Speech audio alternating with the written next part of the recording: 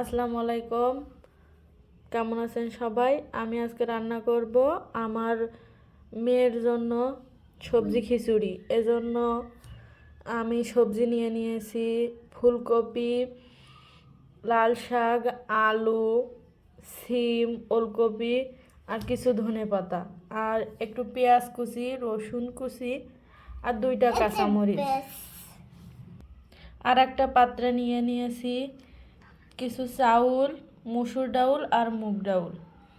একটা কড়াই নিয়ে তাতে চাউল ডাউলগুলো দিয়ে দিলাম। এরপরে দিয়ে দিলাম সেই কেটে রাখা সবজিগুলো।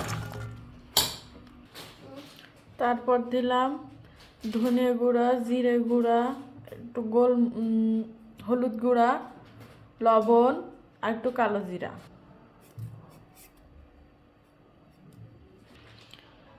তারপরে একটু তেল দিয়ে দিলাম। এটাকে হাত দিয়ে সুন্দরভাবে মাখায়ে তারপরে পর্যাপ্ত পরিমাণে পানি দিয়ে এটাকে রান্না করতে বসিয়ে দেব। এটাকে ঢাকনা দিয়ে ঢেকে কিছুক্ষণ জাল করে নেব।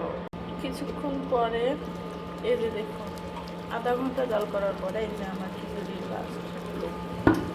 এই খিচুড়িটা আমার মেয়ে খুব বেশি পছন্দ করে, এজন্য আমি রান্না করি বারবার, তাই আপনাদের সাথে শেয়ার করলাম।